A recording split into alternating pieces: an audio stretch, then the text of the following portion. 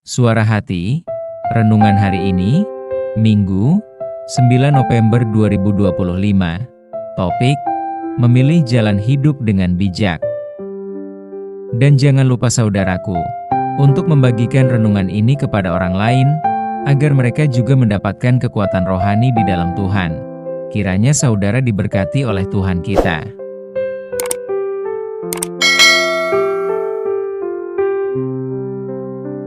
Nas renungan kita hari ini, Ulangan 30 ayat 15 dan 16. Ingatlah, aku menghadapkan kepadamu pada hari ini kehidupan dan keberuntungan, kematian dan kecelakaan. Karena pada hari ini aku memerintahkan kepadamu untuk mengasihi Tuhan, Allahmu, dengan hidup menurut jalan yang ditunjukkannya dan berpegang pada perintah, ketetapan dan peraturannya, supaya engkau hidup dan bertambah banyak dan diberkati oleh Tuhan, Allahmu, di negeri kemana engkau masuk untuk mendudukinya.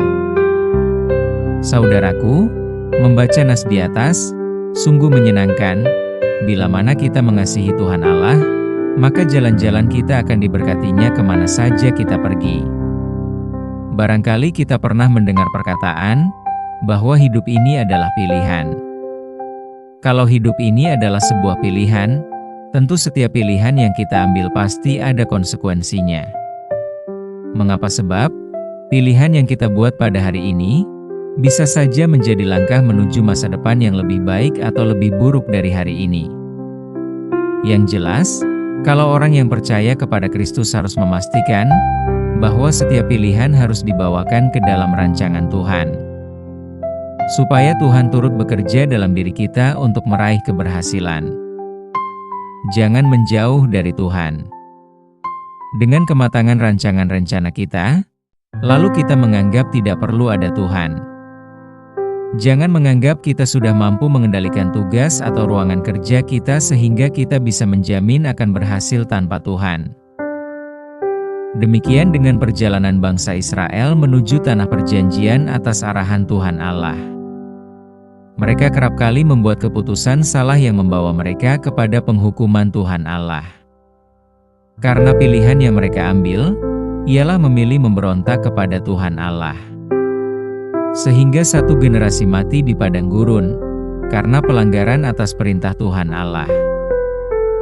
Oleh karena itu, maka Musa memperingatkan generasi berikutnya yang akan memasuki tanah perjanjian agar membuat keputusan yang terbaik, yaitu memilih jalan kehidupan dan keberuntungan dengan cara mengasihi Tuhan Allah. Yaitu hidup dengan menurut jalan yang ditunjukkannya dan berpegang pada perintah, ketetapan, serta peraturannya. Maka dengan demikian, mereka akan hidup dan bertambah banyak, serta diberkati oleh Tuhan Allah di tanah perjanjian. Nah, saudaraku, sebagai umat Tuhan di masa kini, kita pun tidak akan pernah lepas dari berbagai ruang pilihan hidup.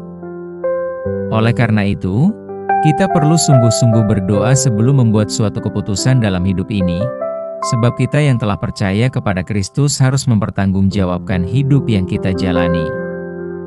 Kasih karunia yang telah dianugerahkan Tuhan Allah kepada kita melalui Yesus Kristus, bukan berarti melepaskan tanggung jawab kita sebagai anak-anak Tuhan Allah.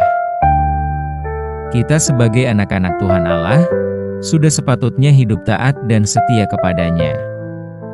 Yosua dapat kita teladani karena ia berkata, "Tetapi jika kamu anggap tidak baik untuk beribadah kepada Tuhan, pilihlah pada hari ini kepada siapa kamu akan beribadah, Allah yang kepadanya nenek moyangmu beribadah di seberang sungai Efrat, atau Allah orang Amori yang negerinya kamu diami ini. Tetapi aku dan seisi rumahku, kami akan beribadah kepada Tuhan."